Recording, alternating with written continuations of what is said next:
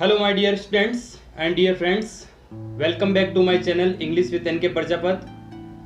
आज से हम क्लास 10th राजस्थान बोर्ड का जो इंग्लिश सिलेबस है उसको भी स्टार्ट करने जा रहे हैं।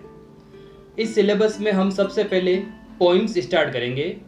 आपके सिलेबस में 4 पोइम्स हैं और ये 4 जो पोइम्स हैं वो 9 मार्क्स की हैं, 9 नंबर की हैं।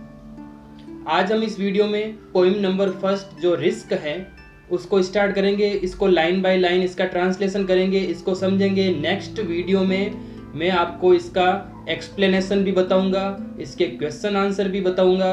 आप मेरे चैनल से वीडियो से जुड़े रहें, मेरे चैनल से जुड़े रहें और वीडियो को पूरा देखें। तो चलिए स्टार्ट करते हैं। फर्स्ट पोइम रिस्क, जोखिम। रिस्क का अर्थ क्या होता है? जोखिम। इस पोइम को पढ़ने से पहले हम इस पोइम के बारे में जो हमारे बुक में लिखा हुआ है अबाउट द पोइम वो रीड करते हैं। About the poem, risk is a motivational poem. ये जो पोइम रिस्क है एक प्रेरणात्मक कविता है, प्रेरणा देने वाली कविता है। Every act to be done by human beings, प्रत्येक कार्य जो मानवों के द्वारा किया जाता है। एंटिसिपेट्स का मतलब होता है पहले ही सोच लिया जाता है रिस्क, जोखिम के बारे में। यानी मानव जो भी काम करता है पहले ही उसके बारे में, जोखिम के बारे में, उस कार्य के जोखिम के बारे में सोच लेता है। होप में रिजल्ट इनटू डिस्पेयर, आशा का परिणाम निराशा में बदल सकता है, ये अनुमान लगा देता है व्यक्ति। लाइफ इनटू डेथ, और जीवन का रिस्क जो है वो डेथ से जोड़ देता है। Risk is an integrated part of life, जोखिम जीवन का आंतरिक हिस्सा है। वी कैन से दैट, हम कह सकते हैं कि life is full of risk, हमारा जो जीवन है वो जोखिमों से भरा हुआ है। एंड टू ओवरकम फियर, और किसी व्यक्ति को भी ओवरकम यानी जीतना, फियर एंड डर, कोई भी व्यक्ति जो इन जोखिम के डर से बचना चाहता है, उसको जीतना चाहता है, वन नीड्स करेज, तो उस व्यक्ति को हिम्मत की जरूरत होती है, साहस की जरूरत होती है। Success is all about having the courage to take risk. Success जो है, सफलता जो है, हैविंग होना है, यानी सफलता उसी को मिलती है जिसमें होती है करेज, हिम्मत, टू टेक रिस्क, जोखिम उठाने। वो व्यक्ति जो जोखिम उठाने का साहस रखेगा उसे ही सफलता या उसे सफल माना जाता है। The poet gives a message to all human beings, इस पोइम में कवि जो है सभी मानवों को एक संदेश दे रहा है, टू टेक रिस्क, जोखिम उठाने का संदेश दे रहा है। If they want to achieve something, यदि वे लोग कुछ प्राप्त करना चाहते हैं, हासिल करना चाहते हैं, तो लेखक उन सबको सलाह दे रहा है, संदेश दे रहा है कि हम सबको अगर कुछ प्राप्त करना है जीवन में तो जोखिम उठाना चाहिए। If we don't take risk, यदि हम जोखिम नहीं लेते हैं, there is a chance for avoiding sorrow, तो एक मौका मिल जाएगा हमें बचने का दुख से। And painful situation in life, जीवन में कष्टकारी हालातों से और दुख से बचने का मौका मिल जाएगा अगर हम जोखिम नहीं लेते हैं। बट लेकिन वी विल बी मिसिंग, लेकिन हम पीछे छूट जाएंगे, रह जाएंगे, सो मच, अनेक सारी चीज़ों को हमें उस जोखिम नहीं लेने के कारण छोड़ना पड़ेगा। विदाउट टेकिंग रिस्क, और बिना जोखिम उठाए, we would not learn anything, हम कुछ नहीं सीख पाएंगे। तो लेखक इस पोइम में रिस्क लेने के बारे में लोगों को प्रेरित करता है कि हम अगर जोखिम उठाएंगे तो हम नया सीख सकेंगे अपने जीवन में, कुछ अन्य बातें जान सकेंगे। लेकिन जो जोखिम नहीं उठाता है वो कुछ नहीं बन सकता है, कुछ नहीं सीख सकता है। ओके, अब स्टार्ट करते हैं इस पोइम को लाइन बाय लाइन। तो हमने क्या देखा, ये जो पोइम है जिसमें कवि ये बताना चाहता है कि मनुष्य द्वारा किए गए जो प्रत्येक काम है उसमें एक जोखिम भरा रहता है, रिस्क होती है। और आदि पोइम की लाइनों में जो है लेखक हर कार्य में रिस्क बता रहा है, लेकिन जो लास्ट कंक्लूजन है इस पोइम का, जो लास्ट लाइनें हैं उसमें लेखक रिस्क का महत्व बताता है कि रिस्क लेने से कैसे मनुष्य को फायदा होता है या वो क्या सीख सकता है या कैसे उसके लिए रिस्क लेना महत्वपूर्ण है या जरूरी है या उपयोगी है। तो चलिए हम लाइन बाय लाइन इसका स्टडी करते हैं, रीड करते हैं। To laugh is to risk appearing the fool. To laugh हंसना, इज टू रिस्क जोखिम है, अपीयरिंग द फूल मूर्ख दिखने का। अपीयरिंग का मतलब दिखना, प्रकट होना, सामने आना। अगर हम हंसते हैं तो हंसने में क्या जोखिम है कि कहीं लोग हमें मूर्ख ना समझ ले। To weep is to risk, रोने में भी जोखिम है, अपीयरिंग सेंटिमेंटल भावुक दिखने का, कि अगर हम रोएंगे तो लोग कहीं ये ना कह दे कि ये तो बात बात पर रोता है, ये तो भावुक है। To expose feelings, sorry, to reach out for another, to reach पहुंचना, फॉर अनदर किसी अन्य व्यक्ति की मदद के लिए पहुंचना, इज टू रिस्क इन्वॉल्वमेंट, तो लोग सोचते हैं कि ये उसके साथ संलिप्त है, मिला हुआ है। यानी हम किसी की मदद के लिए जाते हैं तो भी लोग ये सोचते हैं या उसमें ये जोखिम होता है कई लोग ये ना समझ ले कि इसके द्वारा उसकी हेल्प किए जाने में भी उसकी क्या है, उसका स्वार्थ है। टू एक्सपोज फीलिंग्स, और जब हम अपनी फीलिंग एक्सपोज करते हैं, अपनी भावना व्यक्त करते हैं, इज टू रिस्क, उसमें भी जोखिम है, एक्सपोजिंग दिखने का, योर ट्रू सेल्फ, अपनी सच्चाई। यानी हम अगर किसी के सामने अपनी भावनाएं प्रकट करते हैं तो उसमें भी एक क्या जोखिम है कि कहीं हमारी सच्चाई दूसरों को न पता चल जाए। तो हमने ऊपर वाली जो 4 लाइन जो हैं वो पढ़ी और उसमें बताया गया है हंसने में भी जोखिम है कि कहीं हमें लोग मूर्ख न समझ ले, रोने में भी जोखिम है कहीं हम भावुक न दिखे, और किसी की मदद के लिए जाना उसमें भी जोखिम है कहीं हमारी लोग ये ना समझे वो उसमें संलिप्त है, मिला हुआ है।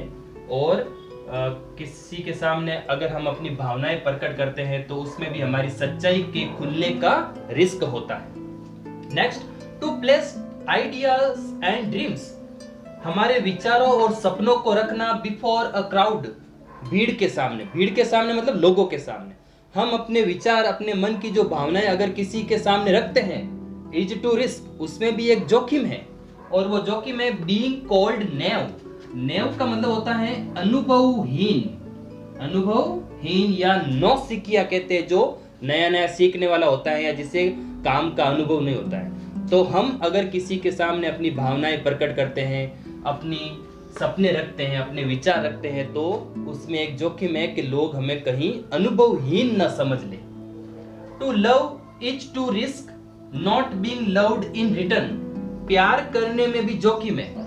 और क्या जोखिम है कि बदले में वापस प्यार न मिलना, उसका जोखिम है। To live is to risk dying, जीने में भी मरने का जोखिम है। जैसा कि मैंने स्टार्टिंग में बताया था कि लेखक जो पोइट है इस पोइम का, वो हर जो मनुष्य का कार्य है, मानव का जो कार्य है, उसमें जोखिम बताने का प्रयास कर रहा है हमारे सामने कि हम जीवित हैं तो उसमें भी कहीं हमें हमारे अंदर जोखिम है कि हम जिंदा हैं कहीं मर ना जाए, हम जीवित हैं कहीं हमारी मृत्यु ना हो जाए, इस ये भी जोखिम है। To hope is to risk despair, आशा करने में भी निराशा का जोखिम है। हम किसी काम की आशा करते हैं तो हमारे अंदर एक डर होता है कहीं हमारे उस काम में निराशा ना मिल जाए, तो वो भी जोखिम है।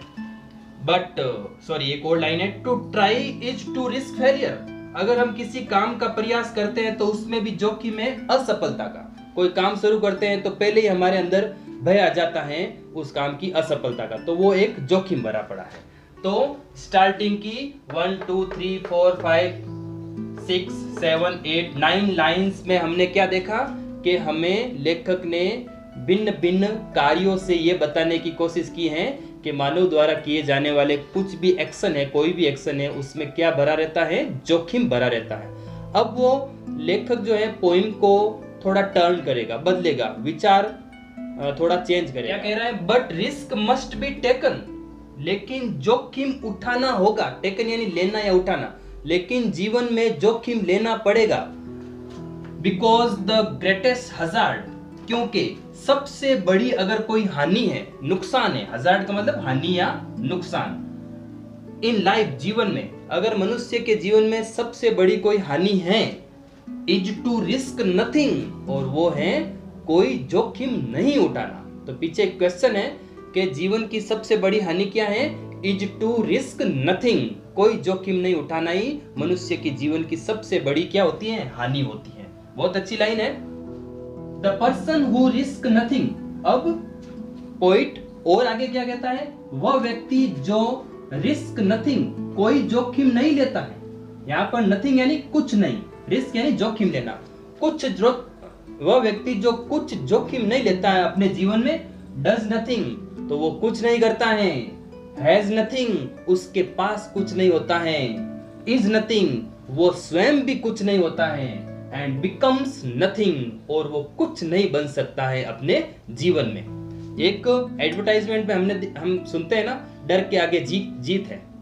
अगर कोई व्यक्ति रिस्क लेने से डरता है अपने जीवन में, तो वो अपनी सफलता को प्राप्त नहीं कर सकता है। हर काम में हमें थोड़ा रिस्क लेना चाहिए। अगर हम डरेंगे उस काम में रिस्क लेने से, नहीं मैं ये काम नहीं करूंगा, मेरे साथ ऐसा हो जाएगा, वैसा हो जाएगा, मेरे पास तो इतने ही पैसे हैं, इतने ही काम ले लूं, तो वो जोखिम नहीं लेना ही हमारी सबसे बड़ी गलती होती है, और उसके कारण हम कुछ नहीं कर सकते हैं जीवन में। अब यहाँ पर दे यानी कौन, जो व्यक्ति जोखिम नहीं लेते हैं। दे में अवॉइड सफरिंग, अच्छी लाइन आ रही है कि वे जो लोग हैं जो जोखिम नहीं उठाते हैं, बच सकते हैं सफरिंग, पीड़ा से, एंड सोरो, दुख से बच सकते हैं। बट दे कांट लर्न, लेकिन वे सीख नहीं सकते हैं, फील, महसूस नहीं कर सकते हैं।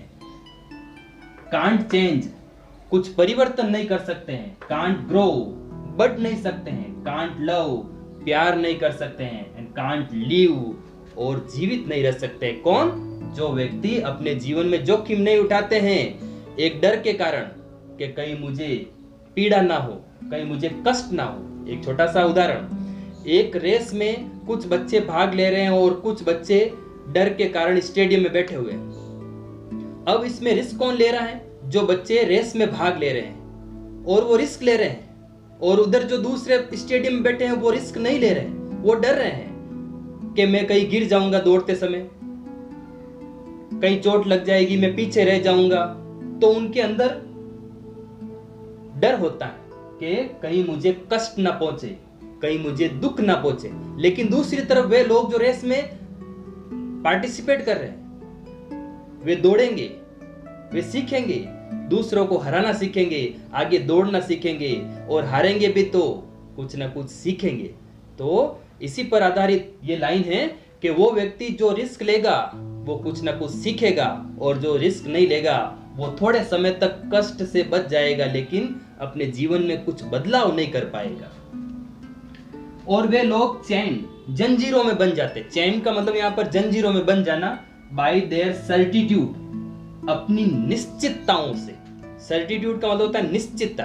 कुछ निश्चित चीजों या कार्यों में ही बंध जाते हैं, उनसे ज्यादा वे काम नहीं करते हैं। कुछ फिक्स काम होते हैं वही करते हैं, उनसे ज्यादा करने की उनमें हिम्मत नहीं होती है, तो वे जंजीरों में बन जाते हैं। दे आर स्लेव्स, वे गुलाम जैसे होते हैं। देखो लेखक ने यहाँ तक कह दिया है कि वे व्यक्ति जो अपने जीवन में कोई जोखिम नहीं उठाते हैं नया काम करने की, वे गुलाम जैसे हो जाते हैं। किसके गुलाम, लोगों के गुलाम नहीं, खुद के ही गुलाम हो जाते हैं, खुद के ही डर के गुलाम हो जाते हैं वे लोग। They have forfeited their freedom, और वे अपनी स्वतंत्रता को, फॉरफिटेड का मतलब होता है खो देना, और वे अपनी आजादी को भी खो देते हैं, वे गुलाम हो जाते हैं, वे अपनी स्वतंत्रता से लेने वाले निर्णय को सब खो देते हैं।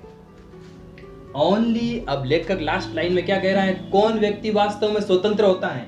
ओनली अ पर्सन, केवल वो व्यक्ति, हु रिस्क, जो जोखिम लेता है, जोखिम उठाता है, इज ट्रूली फ्री, वही वास्तव में क्या होता है, स्वतंत्र होता है, वास्तव में स्वतंत्र होता है।